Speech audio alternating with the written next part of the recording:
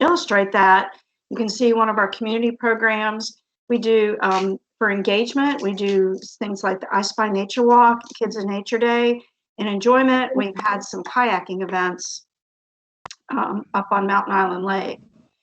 One of the things that we promote that's part of our mission is to create a wildlife habitat. There are just a few things that you need, and this yard illustrates that very well. You need food, which can be in the form of natural food like acorns. You see the pollinator plants right here. A water source, whether it's a natural water source or one that you provide, like a bird bath. Shelter would be trees and shrubbery. Of course, the animals need a place to raise their young. That can also be natural or man-made. So it can be your trees, your bushes, bird houses, that sort of thing. And then we advocate for sustainable practices, which would be things like composting, putting in a water barrel, not using or severely decreasing your use of pesticides and herbicides, because those will keep the insects out, which really are a big draw for a lot of the other wildlife. So one of the things that Charlotte Wildlife Stewards is doing right now to encourage certified wildlife habitats is having just a small contest. These cute little moss-covered birdhouses were donated to us by Wild Birds Unlimited. And on our website, which you can see the link below, we have a tab that says Charlotte's Own Stories. For those of you that have certified wildlife habitats or in the process of doing it, we want you to send in up to 3 photos and a brief write-up of your habitat. And we have 10 of these birdhouses. So the first 10 of those that we get will receive a birdhouse. Now, a disclaimer is that you do need to be in the Charlotte area because, we have to be able to physically get these to you. So we hope that you will be sharing those with us. So how can you become involved in Charlotte Wildlife Stewards?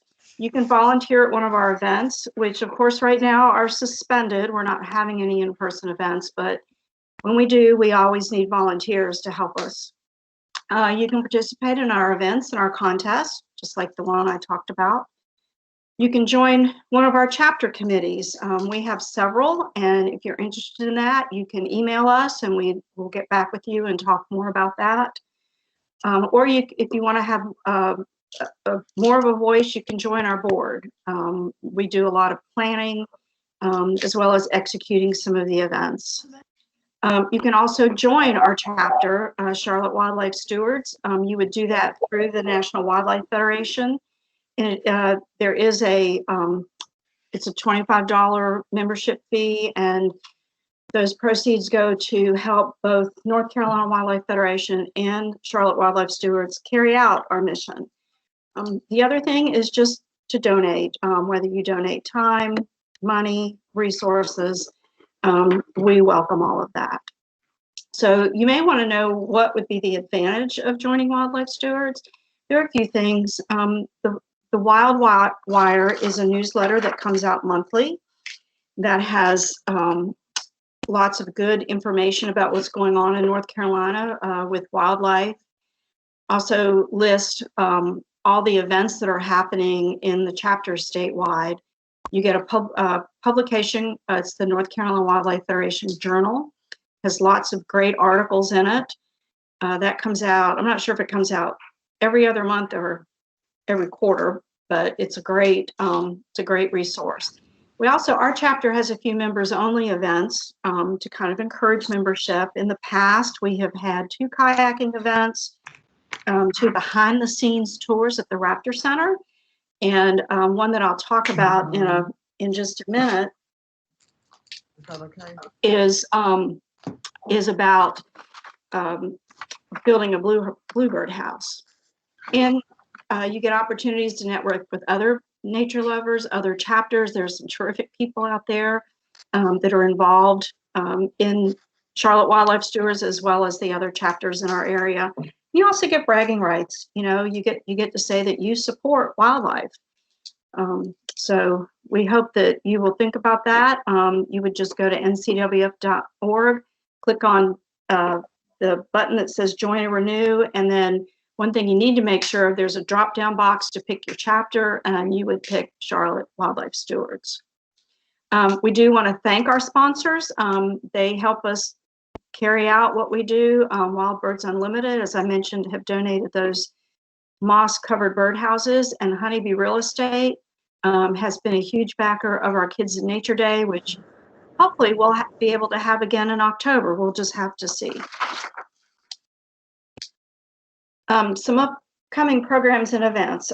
We had initially scheduled a Build a Bluebird House workshop, but we've decided we're not going to do any in-person events, at least through the end of March, maybe longer. But what we do have available are, we will have some Bluebird House kits available for pickup. There is a Facebook and Instagram post about this. You would go on there and register through that post. Our I Spy event we were going to have this month has also been canceled, but you can do it yourself.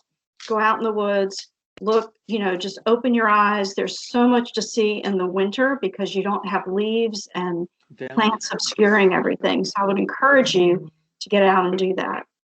We'll be having a book group read that will kick off on the 15th of this month.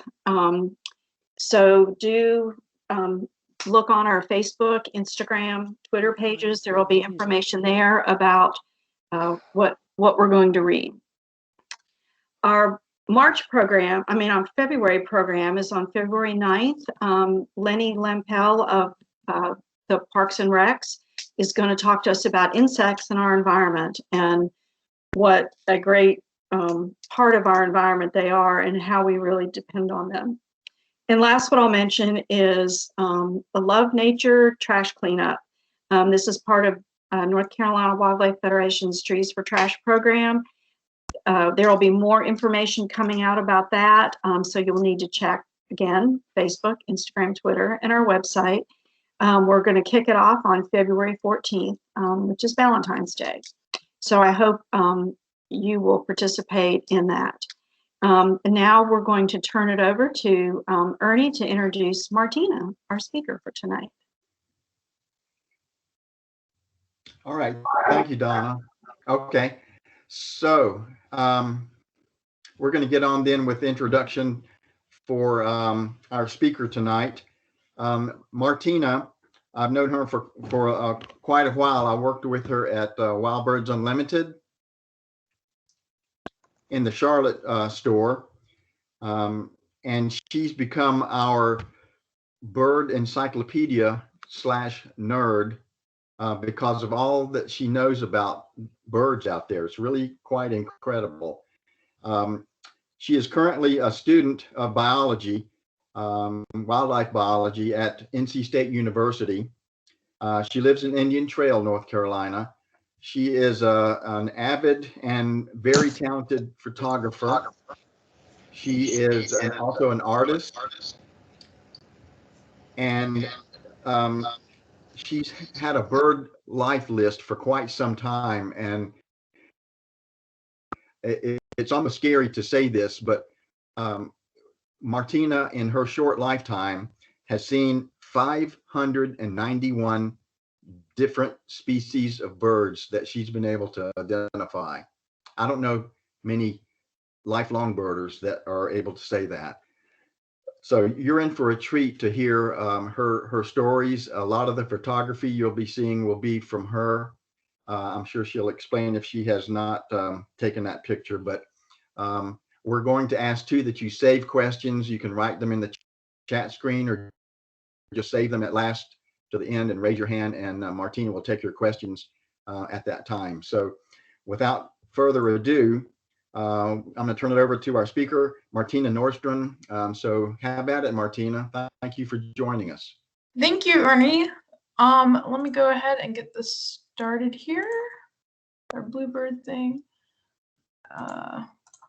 Of course, sometimes it looks like Teams doesn't recognize my PowerPoint, so I'm going to just give that another shot. There we go. Perfect. All right. Well, thank you everybody for logging in.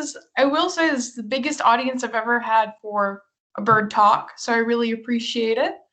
So yeah, we're going to go over probably North America's favorite backyard bird, and if I had to guess anyway, bluebirds.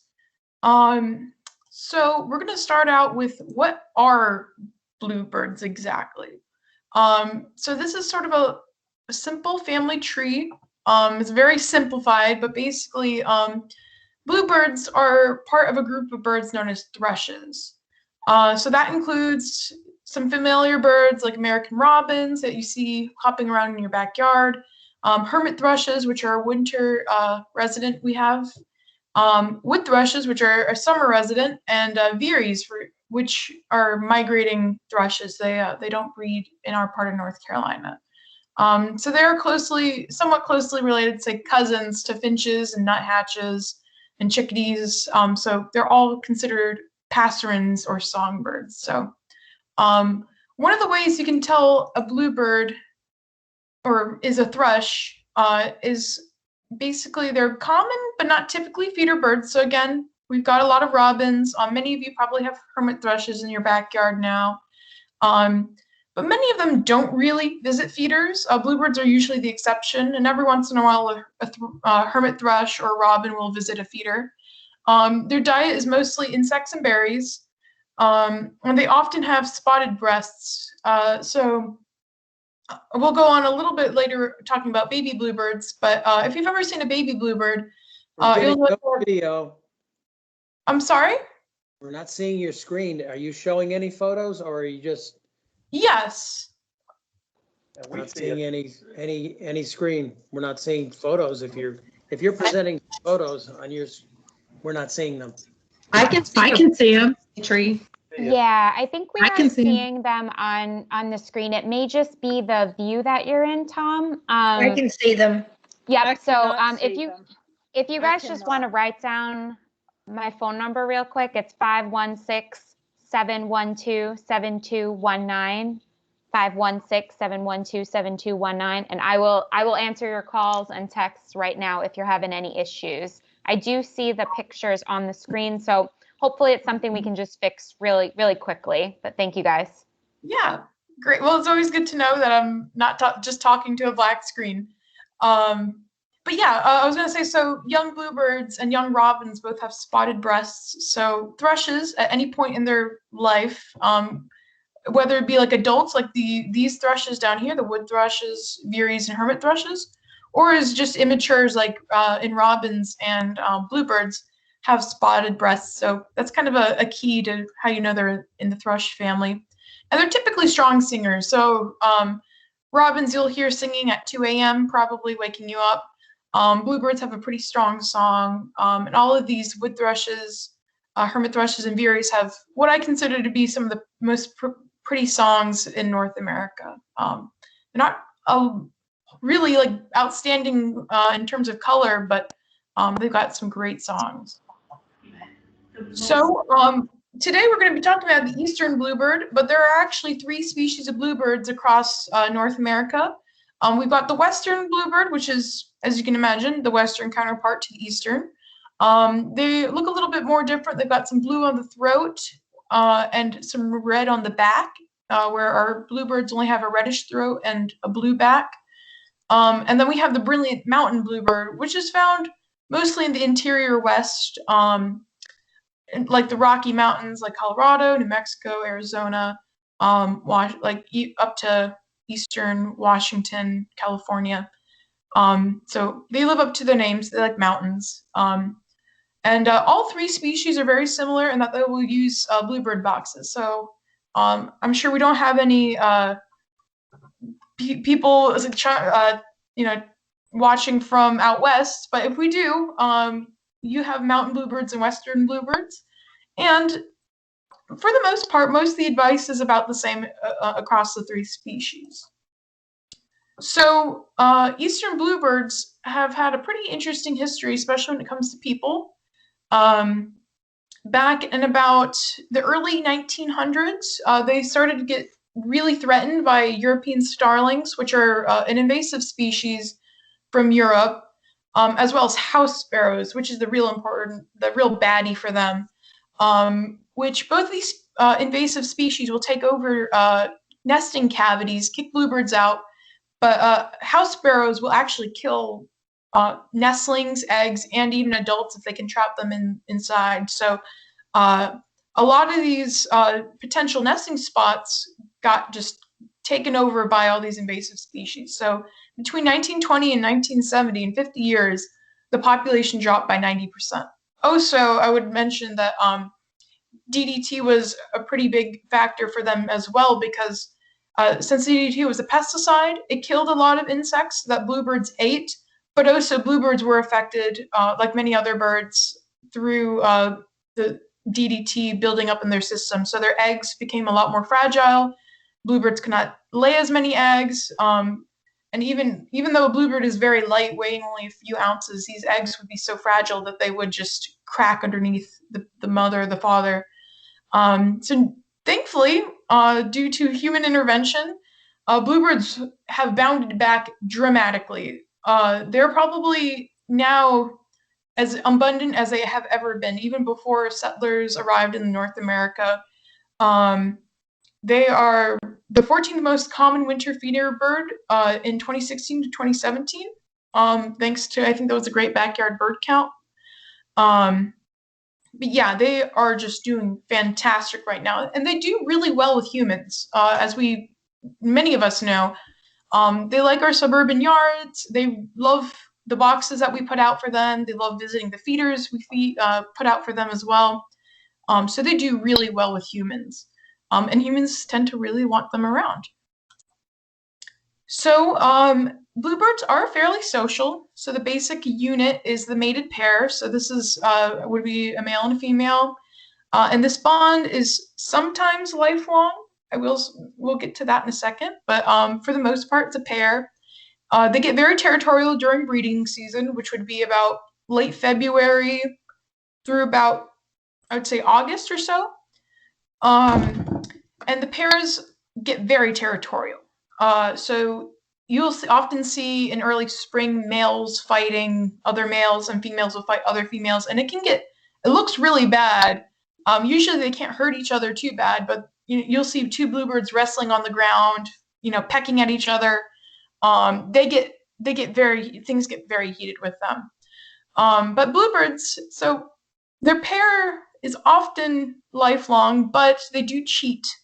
And up to 30% of bluebird nests contain eggs from more than one father. So many of us might be surprised to learn that a lot of birds actually cheat.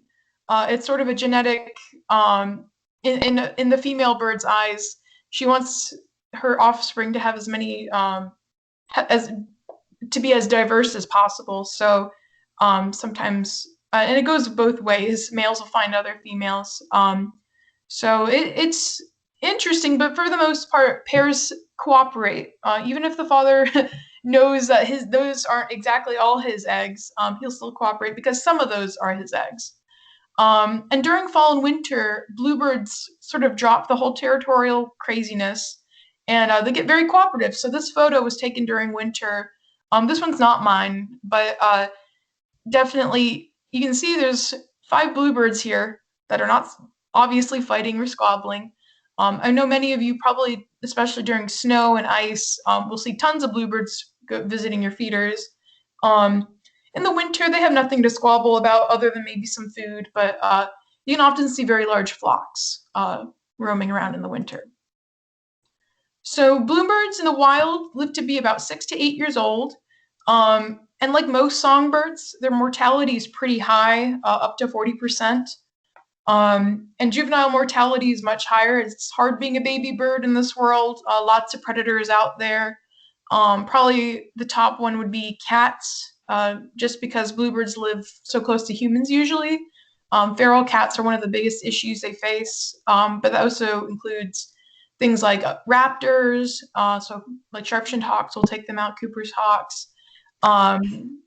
sometimes if a raccoon gets into the nest, it can grab the chicks or eggs, snakes in the nest, and other mammalians such as foxes. Less common, but a lot of things will eat a bluebird if they get the chance.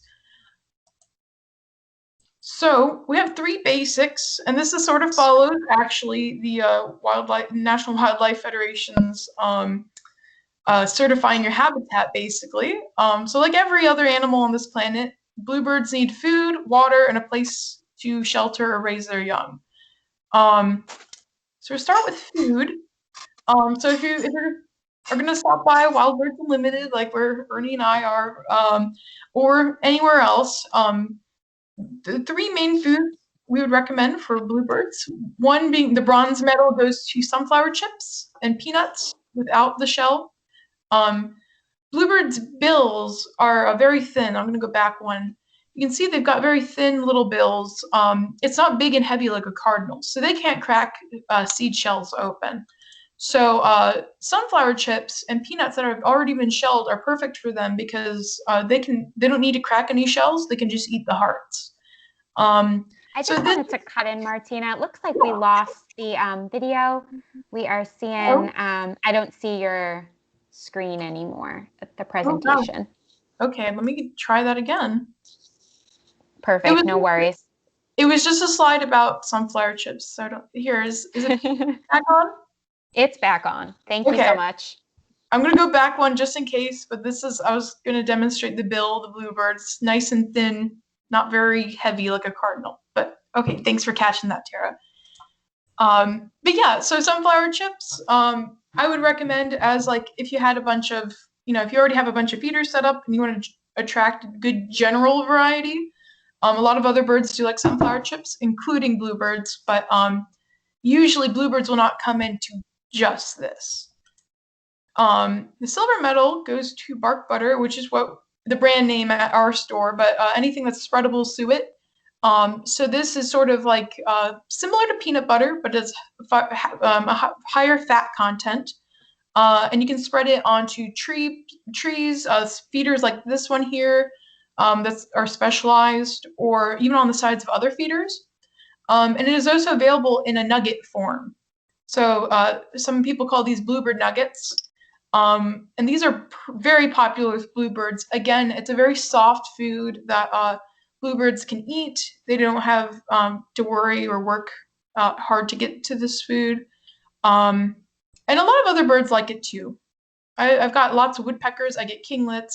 Even my cardinals fight over this. So you actually will sometimes get other interesting birds, such as black and white warblers, or I've gotten a customer who swears by this for her orioles in the winter, which are both insect-eating birds.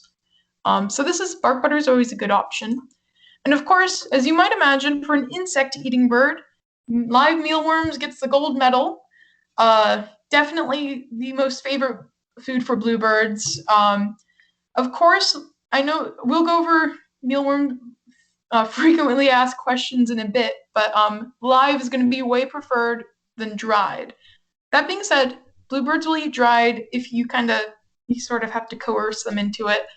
But definitely the main drawback is it's sometimes a little too attractive.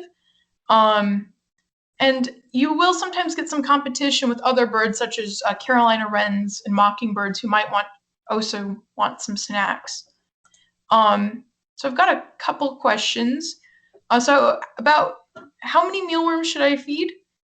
So 1 to 2 dozen mealworms is perfect. The North American Bluebird Society, I found this online on their website. They recommend limiting mealworms to 100 per day at the height of nest season. And so I usually use like a tablespoon, or if you've got like a little plastic spoon, just put 1 or 2 of those out per session, and that should be fine. As for the feeders that you should use, anything that has a smooth, steep side that will prevent the worms from crawling out is perfect. In the store, we sell little glass feeders that are just little glass dishes. That's perfect. Glass, plastic, And you might want to get something with a cover because rain, if it gets in there, it can drown the mealworms. And it gets kind of gross. Video disappeared again. Oh, that is so weird. Yeah, it looks like we can't see it right now. I think you may just have to stay. At all. Okay. Yeah, it looks like you may just have to stay clicked into it to just make sure it stays up there. Thank you, Yeah. Martina. Sorry about that. Yeah, that's good. It doesn't tell me when it goes away. So, because I say in the presentation, okay, I'll make sure. I'll try to keep an eye on it. Sorry about that, guys.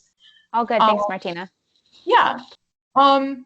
Yeah, so a feeder with a lid is good if you don't want mealworm soup, was my point. And you can store so where do you store mealworms? I store them in the fridge. That keeps them dormant. They're still alive, but not moving around a lot. And you can put a small slice of carrot, apple, or potato, something that's not super wet, in their container, so that way they have something to munch on. They're still alive. They still need water and food. But they don't need a lot of it, so that's a good way to keep them alive. And then I included this one. How do you get over the icky factor? One way is you can store them in a container that's not clear, and you can usually manage to feed them without touching them. So I usually, I'm not grossed out by them, but I recommend that, use a plastic spoon or something, so that way you don't have to touch them if you're weirded out by them, and just keep them in a little corner of the fridge so you don't have to look at them. And the mealworms are harmless. They're just hard shelled. They're not slimy or anything. So they're just little worms. And the bluebirds love them. They'll thank you for it. You can actually train your bluebirds. Now, Ernie will back me up on this. Ron, the previous owner of our store, actually trained his bluebirds to come in to a call. So every time he went outside, he would play this bluebird call and put out the mealworms. And eventually the bluebirds would come out like out of nowhere every time he played this call. So it sort of works as like a little dinner bell. So you can use a bell or a whistle or anything every time you put the mealworms out, and eventually the bluebirds are going to pick up on it. They're very smart and come out when they hear that there's food being served. And sometimes if you are very, very patient, they will feed out of your hand. And then another question I get a lot of is, can you feed mealworms in winter? And yes, it is a great time to feed right now. There's not a lot of other insects around, and bluebirds definitely need the extra food. And then another question I also get a lot is, where should you place it? Some people put it on their bluebird box or around it. But I usually recommend you can keep it with your other feeders if you've got them, or on its own. So that way you don't get a bunch of birds too close to the bluebird box, which can stress out the parents. And speaking of other birds, we do sell bluebird feeders that have a 1.5-inch hole that the bluebirds can fit through, but other larger birds can't. That's really the only way you can prevent other birds from eating the mealworms. And it doesn't work for smaller birds like Carolina wrens. So I usually recommend just feeding a small amount and make sure that your bluebirds, it's always helpful to train them so that way the bluebirds are going to get it first before, say, your wrens or mockingbirds. Now the second thing is water. And probably the easiest way to introduce water, especially for birds, is a bird bath. All your birds are going to benefit from this, not just bluebirds, and especially during the winter. So if you've got a bird bath outside right now, I know it's not been super cold, but it freezes every once in a while. We do at the store, we do carry bird bath heaters, but you can get them online as well. That's really helpful for keeping the water liquid instead of a big frozen block. Plus, if you've got glass or cement bird baths, that's really nice. So hopefully prevents the water from freezing and cracking your bird bath. And I also really like dripper misters. So this is what this little contraption is here. It hooks up to your hose, and it either puts out a mist of water or a single drip of water every couple seconds. The moving water is really attractive to all your birds. And I know my bluebirds go crazy for the drip. It's just a little sound of moving water, but they love it. And in the summer, it also prevents mosquitoes from laying eggs, which is always good, especially if you don't want mosquitoes in your yard. And then hopefully you guys are going to learn this hands-on with your bluebird box building. But the most important thing for a bluebird house is the hole size. You don't want anything smaller or anything larger than 1.5 inches. Anything smaller will be just too small for the bluebirds. Other birds can use it if you accidentally make it too small, like chickadees, but unfortunately bluebirds will not. And anything larger can get, unfortunately, European starlings. European starlings are a bit bigger than bluebirds, so having a 1.5-inch hole will prevent the bigger birds, the bigger starlings, from getting in there. Unfortunately, does not deter house sparrows, but we'll get to that. Now, this is what the Bluebird Society recommends. I know not all of our boxes follow this exact floor and depth plan. I've heard deeper is better if you want to prevent sparrows, but I'm not sure on that. I have to double check, but I think the width and the depth are not as important as the hole size. Bluebirds are very versatile. They're not super picky. For materials, wood, like pine or cedar, or we have these recycled plastic ones are always good. And then you want to put it about 4 to 10 feet off the ground. We recommend that you keep your feeders on a pole instead of like a tree or a fence post, because poles will make it harder for predators to get up into. If it's on a tree or a fence, it'll be a lot harder to prevent things like raccoons and snakes from getting in there and attacking your bluebirds. And then a couple of, additional features if you want to have a really nice, little bluebird mansion. Some bluebirds boxes will come with a glass door that opens up on the side so you can view the nest, see how it's going. We even carry one that has a camera. So if you have a bluebird cam, if you want to get a bluebird cam, we actually carry one at the store. And if you do, that would be really cool to share. But also some have a metal grid on the inside to help with grip, and a reinforced hole, so that way things like squirrels won't chew it open, or woodpeckers. So that's always nice. So now, where to place your boxes? So like I said, try to avoid fence posts or trees. Anything that's sort of a semi-open grassland habitat, which is actually a lot. It's most of your lawns, most of your suburbs. Bluebirds do find in. They don't need a lot of trees. And unfortunately, if you do have a very heavily wooded backyard, it might be a little difficult to get bluebirds in, just because they like to have some open space. So meadows, lawns, cemeteries, orchards, anywhere that's got some open space with a few trees. They don't need trees, but they like trees. Anything like that is perfect. And of course, if you already see bluebirds in your backyard, you know that, okay, you have the habitat for them. And yeah, so fence lines, medium-sized trees, and telephone lines are good because they provide perches. So if you've got any of those in the area, your house also works. You'll notice that bluebirds like to sit somewhere, watch, and then they'll fly down, catch something, and bring it back. So they like to have places they can survey.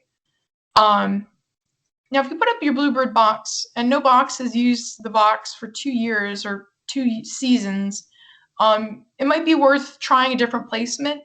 Of course, sometimes you might get other birds getting to it first, like chickadees or titmice. So maybe not necessarily a bluebird problem, but more of a competitive problem. But definitely, if you're noticing nobody's using the box, you can always move it.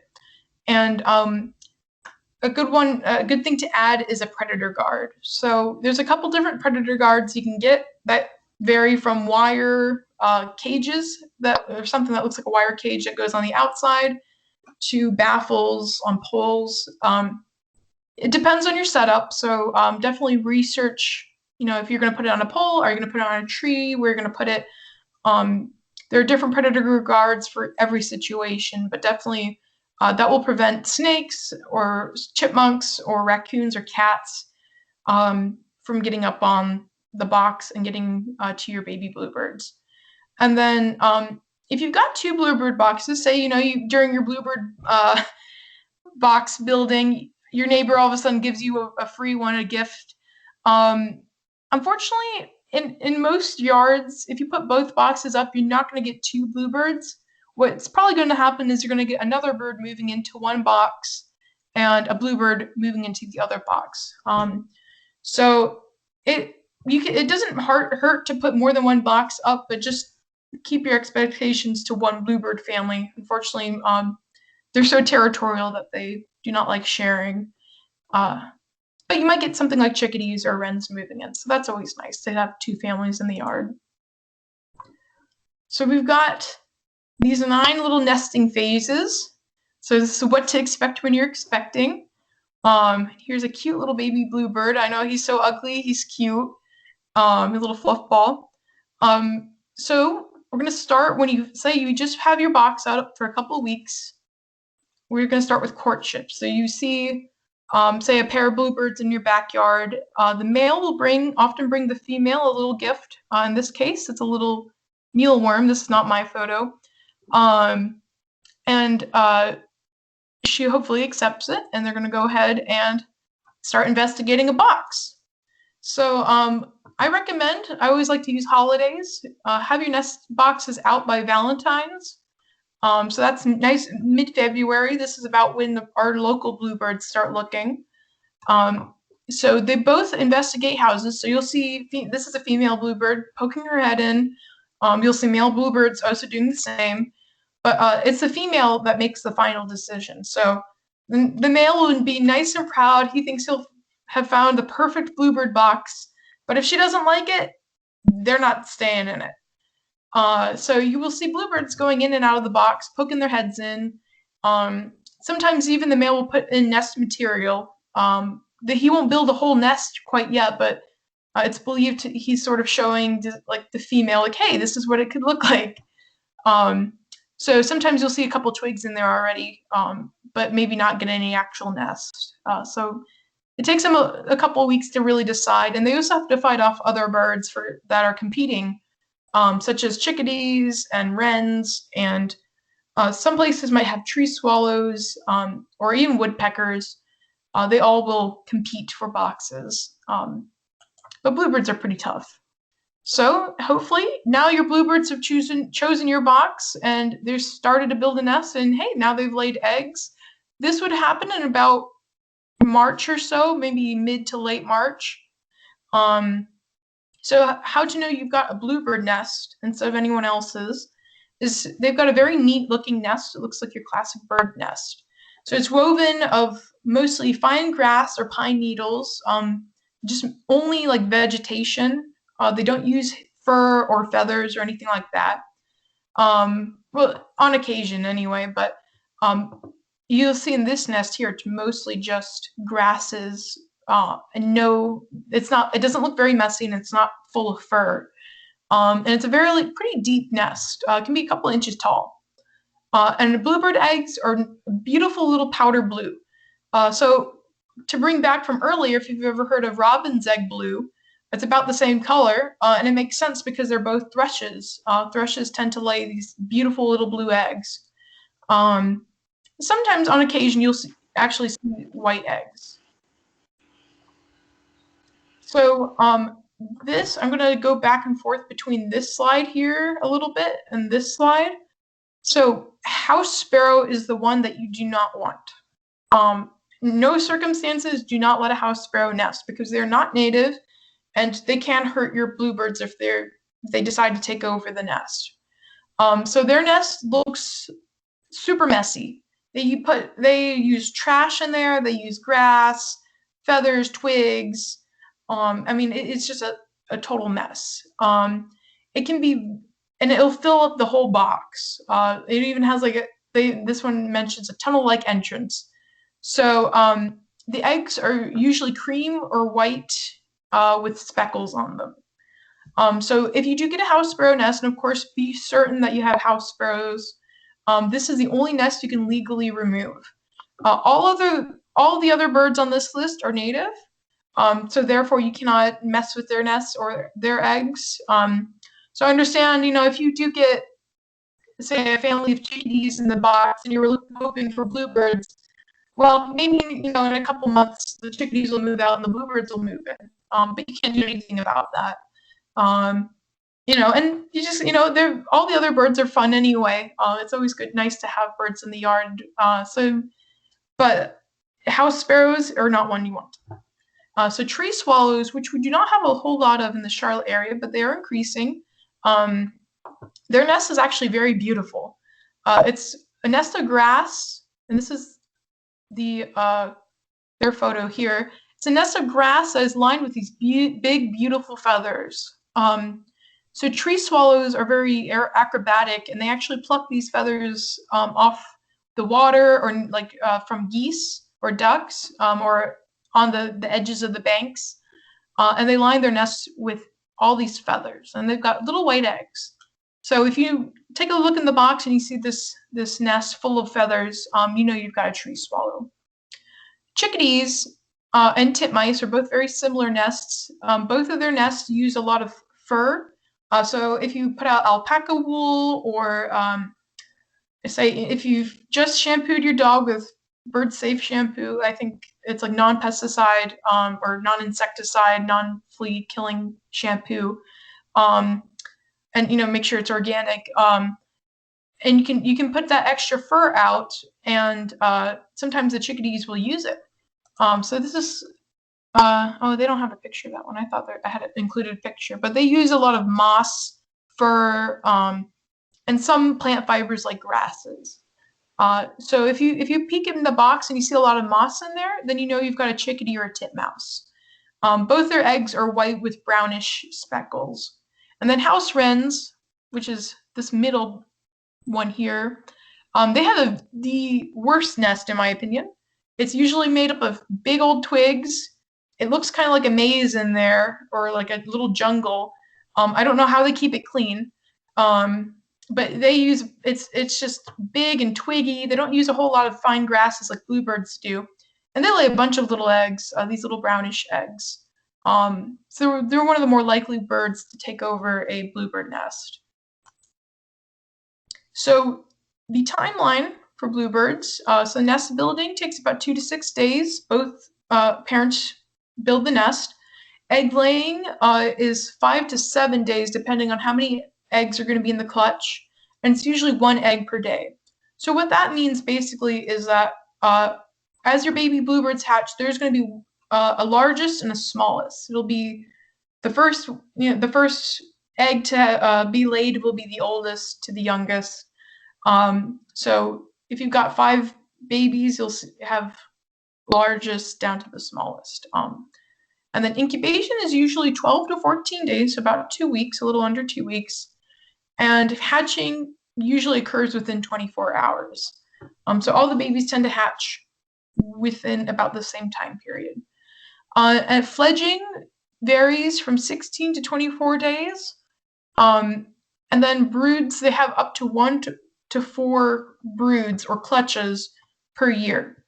So if your bluebirds get a big head start, like this coming year, say that you put your bluebird box up like tomorrow, and your bluebirds will hopefully start nesting in it by late February, they can nest all the way to August or into September.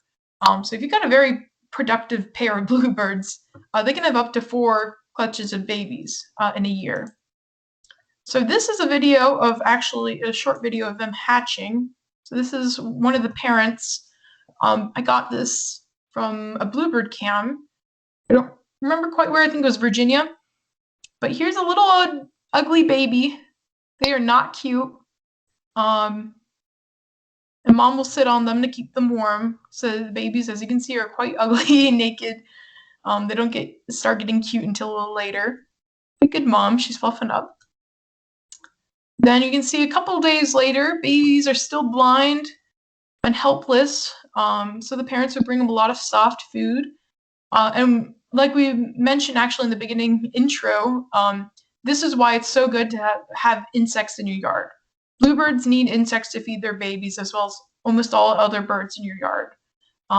Baby birds can't digest seeds. They need soft, juicy insects for them to eat. Here they are, a little bit older. And so mom and dad both bring them food, up to, I think, a couple hundred times a day. And it consists of insects such as mostly ground-dwelling insects, so worms, caterpillars, anything that they can find. They also fly catch, so flies, moths, rarely butterflies. So yeah, mom's being good, keeping them warm. I always love when they do that. They do the cute little shuffle. Now here, this is probably about 2 weeks later, or maybe a week and a half later. Big old cute little baby bluebirds. You can see they look sort of spotty. This is all in black and white, but that one's pretty hungry. And here's dad. But you see, this is right before they fledge. So you can see that their wing here, the guy who's just stretching it, looks nice and completely formed.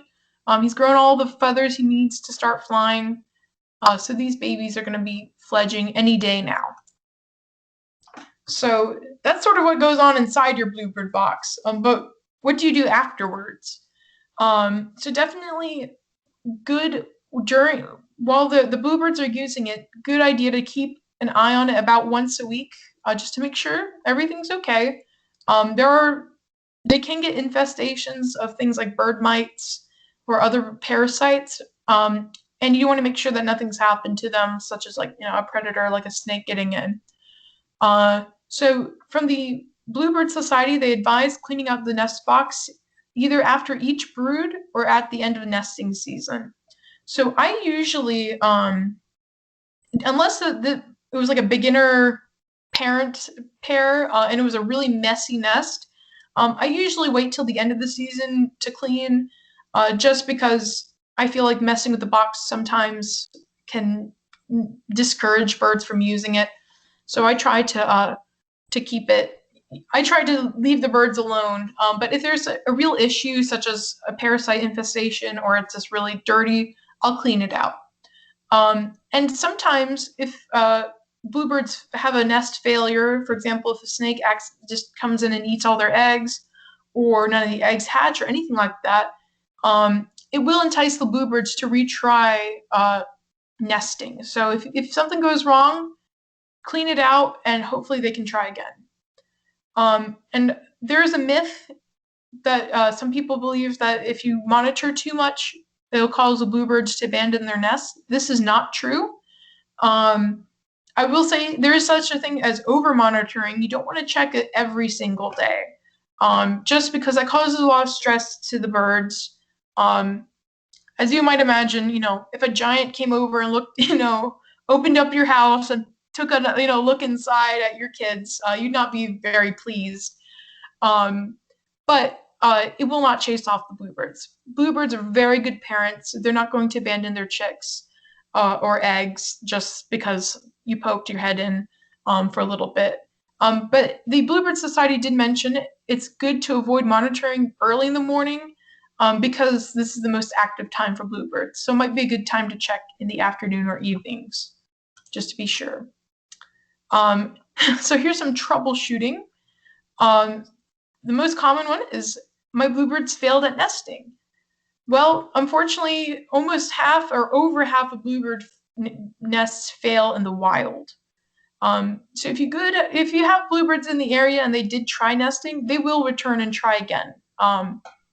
Now, if it's near the end of the season, they might not try again, but if it's up to about July, if their nest fails, they will come back and try again. The next one is predators can get to the box. So we recommend at the store, again, I don't want to plug the store too much, but we sell a Bluebird box pole. So there's a metal pole that you can get with a predator baffle to attach to it. So the baffle will keep snakes, raccoons, cats, squirrels from getting up the pole, and keep your bluebirds safe. So other predators such as cats. So try to keep your cats indoors, pretty please, not just for the bluebirds, but for everything else, including, your small mammals and reptiles.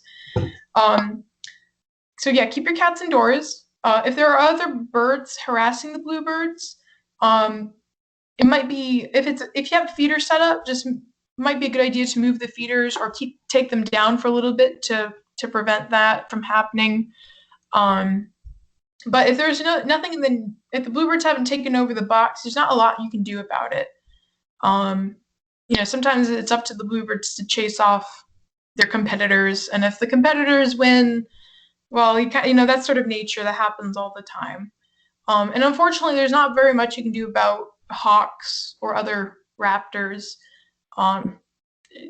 If anything to deter a raptor would deter your bluebirds. So if other birds are using your box, if they are house sparrows, you can legally remove and destroy the nest and eggs. Again, please do that because we do not want more house sparrows. They're detrimental to bluebirds and other birds. Otherwise, like I said, you sort of have to be happy with your new bird family. Chickadees are pretty cute. So in titmice and wrens. So while they're not bluebirds, they are still fun to watch, and you're at least helping them out. If you think your parent bluebirds have abandoned their young, unfortunately or fortunately, this is almost always wrong. Bluebirds are very good parents. They can be gone for long periods of time, but they will not. They will never abandon their young unless something bad has happened to the parents. So if you haven't seen your bluebirds for a couple hours, don't worry. But if you haven't seen your bluebirds for a couple days, then you should worry. If you found a baby bluebird outside the nest, what do? Rest assured, parents are going to be nearby, and they're just going to take care of it. This is nature. And again, I don't think I have to preach it too much to you guys. You guys live out, you actually, enjoy nature. But a lot of people who don't know anything about birds, very commonly at the store, we get a lot, I saw this baby bird on the ground and it couldn't fly. What do I do? Well, if it's got feathers on it, it's a fledgling and it's doing what it's doing, which is trying to learn how to fly. So just leave it alone. The parents will take care of it. If it's in any danger, maybe you can move the bird, maybe move it to, say, a nearby hedgerow or something. But try not to move it too far. And if the birds will not abandon their baby if you touch it. And if you find an injured bluebird, you can contact a local wildlife rehabber. I would recommend Carolina Waterfowl Rescue unless somebody else. I don't know of any other bird rescues in Charlotte. So the Carolina Waterfowl Rescue will take them in Indian Trail. And this goes for other birds too. So if you find another bird that's injured, they will take in small birds, not raptors. If your nestlings seem sick, there are a lot of causes, and I will link this at the end. Cialis.org is the Bluebird Society's website. And if you have any other questions after this about bluebirds, that is the website to go to if you want to just read. And then this is going to be an issue in probably a couple weeks that we're going to hear about, is bluebirds attacking the reflection in windows. This is very typical of bluebirds, especially males who are now in about a month or so going to be full of testosterone. What happens is they see a reflection and they think it's another bird, another handsome-looking bird that will not get out of his territory. So he will keep pecking at your window until he gets tired or you get tired and chase him off. So some solutions include preventing the reflection. So there's like stickers you can put in the most reflective areas, or even putting like a netting over your windows, or even scaring birds away, which I would not recommend if you want bluebirds. But there's like owl decals, or hanging glittery balloons that you can put outside that will scare them off. But I would not recommend that if you want bluebirds. So for further information, I would write these down. So Cialis.org is the best, by far the best. It's like a encyclopedia of bluebird knowledge. If you have an issue with bluebirds, this is where you go. There's also the NA BluebirdSociety.org, so that's the North American Bluebird Society. Then if you ncbluebird.org is the North Carolina Bluebird Society. And then I also put mecbirds.org, so kind of shout out to many. I'm sure many of us overlap with Mecklenburg Audubon. But if you're interested in seeing more than just bluebirds, Mecklenburg Audubon, many of our Audubon members are very knowledgeable on bluebirds as well. And allaboutbirds.com is all about birds, of course, from in North America. But if there's a lot of, you can read up on bluebirds. They have a lot of bluebird information. If you want to watch videos, they've got a lot of information on birds. But yeah, I think that is it. I'm just going to keep it on this tab for a little bit so you can, if anyone wants to write those down, or just take a look at them. But yeah, thank you guys for listening to me ramble on about bluebirds for a while. Hope you liked, and I'd be really happy to take your questions. Thanks so much. This was amazing. I learned so much, and I will send all of you these links because I'm sure they would be very helpful for everyone. Backyard, and I'm wondering what I should do next. So this was great. Thank you. Awesome. So much. We can turn it to Linda next. If you just want to unmute yourself, Linda. Wrong thing. Is there a preferred direction in which you should aim the bluebird box opening? So I get that question a lot, and for the most part, bluebirds don't really seem to have a preference. I've heard a lot that south or southeast facing is usually best, but in my experience, bluebirds don't care. Mainly because they can't afford to care.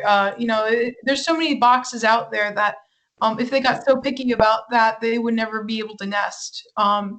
So I've heard south to southeast, but it's not a huge preference. It won't make or break you getting bluebirds or not. Okay, thank you. Great question. We'll go to Tom D next. You'll just have to unmute yourself, Tom. Okay. Here, I unmuted. I've been looking at a couple of different birdhouse designs, and one was kind of interesting. He had sliced some cuts on the front of the inside front of the birdhouse to allow the baby birds to climb out. Have you ever heard of that? How do they get out? Yeah. That's actually a nice little feature that you can look for in some of your boxes. Some boxes do have that pre-cut, or somebody will cut slots in there. At the store, we have a couple that have like a wire mesh that's like stapled to the wall, so it's like a little ladder. But yeah, they just use their little talons and can usually scrabble out of there pretty well. Now, I will say if your bluebird box doesn't have that, don't worry, because they still manage to get enough grip, even on in a wooden box, that they can get out. But it definitely helps to have some sort of grip there for them. That's always a nice little feature to have. Yeah. Okay. Thanks. You're welcome. Okay. I had Danya next on the list. Do you have a question, Danya, or are you all set? And you're just on mute right now. Okay, I took my hand down because I was more or less wanting to correct a suggestion that we were not going to have a plan for the kids with iSpy, and we are. We're going to have virtual meetings with scavenger hunts and projects and books recommended and different things for them to do, so people can also look for iSpy virtually online. And I think that bluebirds have been just totally fascinating. I have more than I've ever had before, and this just makes me feel good about it. Thank you very Great. much. Thanks, That's Sonia. awesome. We have a question from Monty. Yeah, hi, thank you. Martina, first of all, thank you for your presentation. I especially enjoyed the look inside the box. Yeah.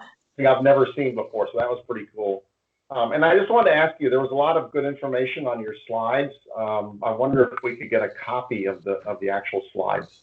Yeah, I can send that to Tara or Ernie to pass around. I can just I'll download it and email it to them. If that's good, Tara or Ernie. Perfect.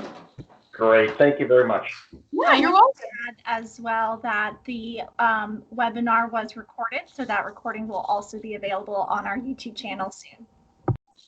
Awesome. Thank you, Madison. Perfect. And next we have Elizabeth.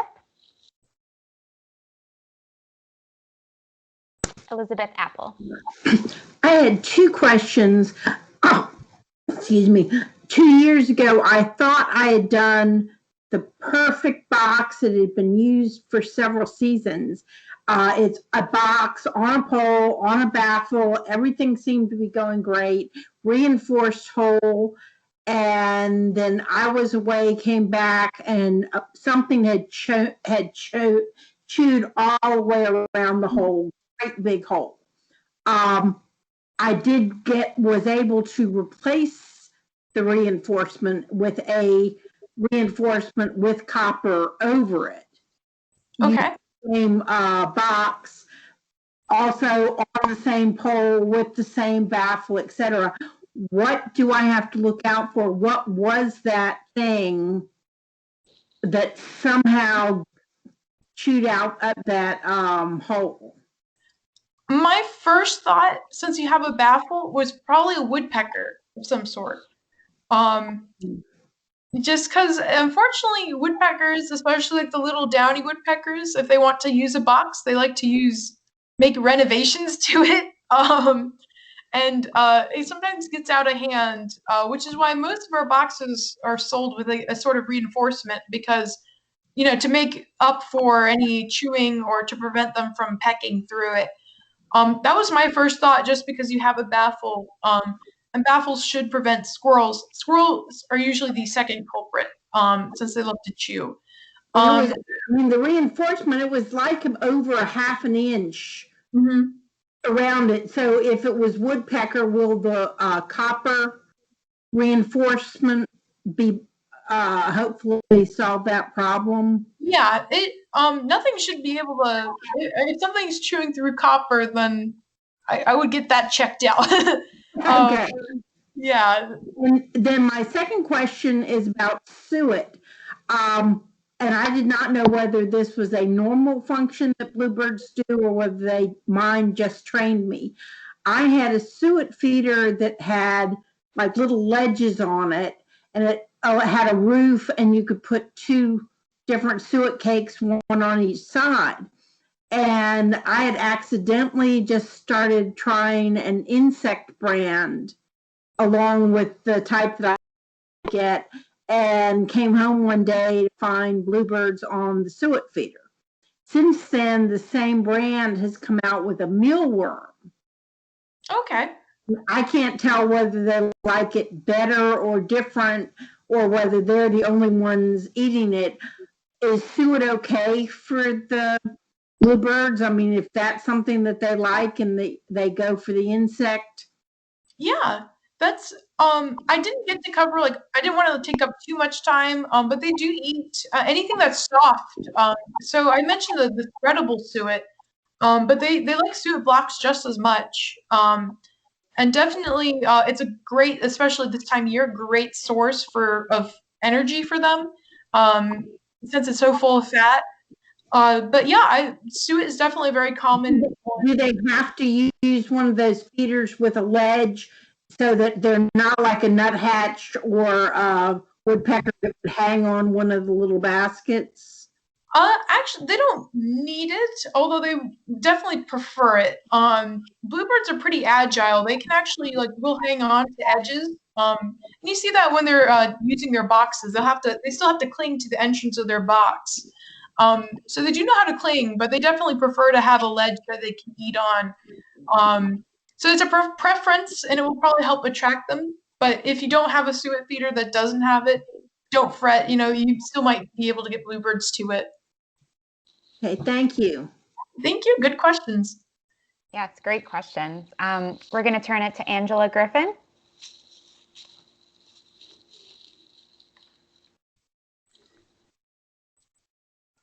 If you just want to unmute yourself, Angela, you can find the mute button at the top right hand of your screen if you're on a computer.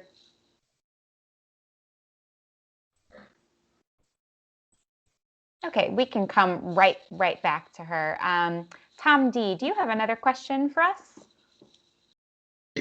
Yeah, I just wanted to comment. I'm building a bird cam birdhouse right now, and I'm experimenting with the camera, little two-inch square camera, and I plan to put it online so that anybody can take a look at it. But I'll let you know when I get it all together, because kind of a neat little project. I'm still experimenting with the camera, but I expect to have it online pretty soon, probably the next couple of weeks. That would be fantastic. Yeah, and I'll share it, and maybe now I'm guessing that Wild Birds Unlimited has a website and probably could accommodate something like that. Yeah, I would say email Ernie, or there's a store email if you look us up online. And we can see. I'm not sure if we can host it or not, but we can see and try. Yeah, that would be great. Well, when I get it up and working, it's mainly for my grandchildren who, many of them live a couple hundred miles away. So I wanted to be able to share it with them, and there's no reason I can't share it with, the world. Yeah, that's great. I love that. Yeah. Okay. Tom, we could also share it on our Charlotte Wildlife Stewards social media if you want to share it with us. Okay, I'll make sure that I do that. Great. We have a question. Oh, I'm sorry, Tom. Go ahead. Go for it. I'm all done. Perfect. Thank you so much, Tom. We have a question from Margaret Sexton. Not a question, only a comment. I know that some of the people over at the Gaston County Wildlife Paws, I know that I think John Cunningham has already, last year I know he was posting Bluebird cams and so forth, where he had one in his. So just a FYI for anybody. There are some out there. Yes, thanks. That was a really great one to follow. We'll have to share that on the Charlotte Wildlife Stewards page, perhaps, so that you guys can share it around. I think that'd be pretty fun. Did anyone else have any more questions? If you do have a question, there's a little hand signal in the top right-hand corner of your screen if you're on a laptop, and you can just click that, and then you can ask your question. Oh, we have a question. We do have a few questions. Okay. We have a question from Don Wells. You can just unmute yourself, Don, and then you can just go for your question.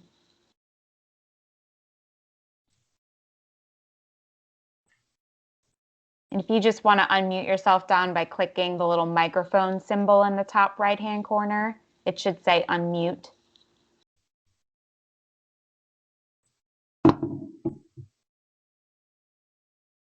Okay, we'll swing right back to Don, but we do have a question from Bill Willis. Yes, this was a very good presentation. Let me get your comments on other occupants of bluebird houses, including the mud dauber and paper wasp, and what effect they have on the survival of the clutch. Yes, I should have mentioned that in my presentation, but yes, some paper wasps and mud daubers will use bluebird boxes. If they are occupying a box, the bluebirds will not use it. So of course, be very cautious. I personally am not an insect person, so I can't tell you exactly how to take them out or anything like that. But I know to prevent them from using your box is you can rub, if you can get scentless wax or like even crayons, some people have told me, and rub it vigorously on the roof of the internal roof of the box, the wasps can't attach their nests to the wax. It's water, like they use water-based things, so the wax actually repels the water. So that works pretty well if you want to prevent wasps from taking over the box. But yeah, unfortunately, if they're in the box already, the bluebirds will not use them. As you can imagine, they probably would not want to be very close to a bunch of wasps. But good question. Yes, I've tried soap, and I've also tried aluminum foil, and with limited success in both cases. But I was wondering whether if we left the paper wasp nest in there, since the paper wasp usually does not reuse the same one a second time, whether that would be a deterrent to the insect population. No, I don't think or would so. they put another nest? Okay. Yeah, I don't, if it's already in there, I'm not unfortunately a 100% expert on wasps. But I'm not sure if they would use it again or not, like if they would move on. Right, okay. Since you are a bird person, what about the cowbird effect? And will the cowbirds be a problem with the 1.5 inch diameter nest box hole? Cowbirds on occasion, I do believe they can fit into that 1.5 inch hole. So on occasion, they can be a problem with bluebirds. So for those of you who are not super into birds, cowbirds will lay an egg or two in other birds' nests, and oftentimes the cowbird baby will take over the nest and even kick out the host siblings. Now, with bluebirds, it's not a very common occurrence because they're in cavities. And cowbirds typically target birds that have open cup nests, usually like in shrubs. So think like if cardinal or robin nests. So thankfully, not a huge problem with bluebirds. It's a very once in a while thing. So if you're ever out and checking your boxes and you notice the nest has, say 4 bluebird eggs and then 1 speckled white egg, that's probably a cowbird egg. So unfortunately, this is being recorded, so legally I cannot say that they are a protected species, so you can't hurt them. Some people may disagree with me, but for the record, they are native, so unfortunately you can't mess with them if they are becoming an issue. But thankfully, in terms of bluebirds, not a problem. And it becomes an issue if you remove their egg, the cowbird can come by and destroy the rest of the clutch. Yes. Out of spite. Quote spite. The mafia effect is what I've heard it been called. Yes. Yes, so that's another, unfortunately, if you get a cowbird in your nest, and it's not a guarantee failure of the host, it just makes it a little tougher for the other ones to survive. Right. So, but yeah, very good question. Well, thank you very much. Thank you, Bill. And I don't see any more hands raised. We'll just give everyone one more second in case they want to raise a hand by clicking the little hand icon in the top right-hand corner. All right, I think Bill's all set. I see his hand raised again, but I think Bill's all set. If you're not Bill, you can unmute yourself right now. One more question having to do with the nuthatches and their need from human success. Do you see the recovery of the nuthatch progressing as well as the bluebirds, or people keyed in on the nuthatch recovery like they are the bluebird? I don't think so as much. So the nuthatches Bill is talking about are the brown-headed nuthatches, which are a southeastern specialty bird. They like pine trees, and they will use these little nest boxes. So they might be an occupant of a box if you put one out. And I don't see them being, they're still rather common around us, but they're definitely declining overall. I don't see them being catered for, I guess, is what I'm trying to say, as much as bluebirds.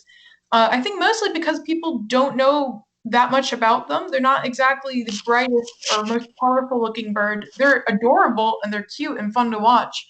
But also another thing is they are a little bit more picky about their habitats. So if you don't have any pine trees around your yard, you're probably not going to get any. So they're not like bluebirds, where bluebirds might be in every single yard, no matter what kinds of trees you have or what plants you're planting.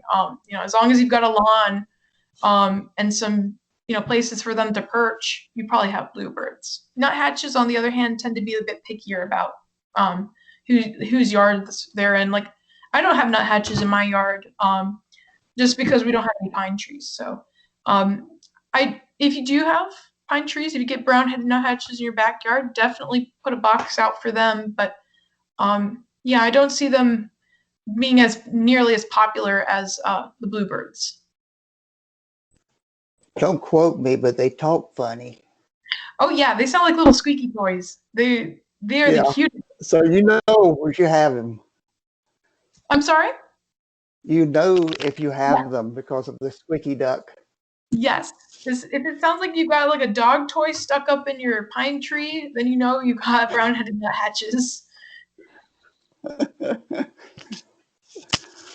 Well, thank you very much, Bill. Those were some great questions. I don't see any more questions, so I think we're going to conclude. Thank you, Martina. This was amazing. I still remember the first time that we met at a coffee shop, and right in the middle of drinking coffee, she heard bird sounds, and we stopped talking in the middle of the conversation. And I think that just describes you. You are a bird lover and expert, and I have so much to learn from you, as I think all of us do. So thank you so much. I will turn this back over to Donna or Ernie if you guys would like to conclude with anything. Thank you, guys. Appreciate it. Thank you, Martina. This was amazing. And you were amazing. So thank you very much. And I would just like to thank everyone who has tuned into our program, and hope that you will join us on what is that date? February 9th, I believe, when Lenny will be talking to us about insects and how important they are. And I mean, you just heard one tonight that bluebirds, need them for their own nutrition and their baby birds, and just about every baby bird needs insects. So think of them as bird food, and it change your outlook on them a bit. I would encourage you to visit our Facebook page. We keep that very current with our events and offerings. And I do, want to apologize to Dania. I misspoke about the I Spies. We're not having the in-person I Spies, but Dania and a few other team members will be posting events and activities, that you can partake in as individuals and families. And we encourage you to check that out. And like I said, our other social media, Instagram, Twitter, and our webpage, charlottewildlife.org. So thank you very much, and hope you all have a great night. Thank you.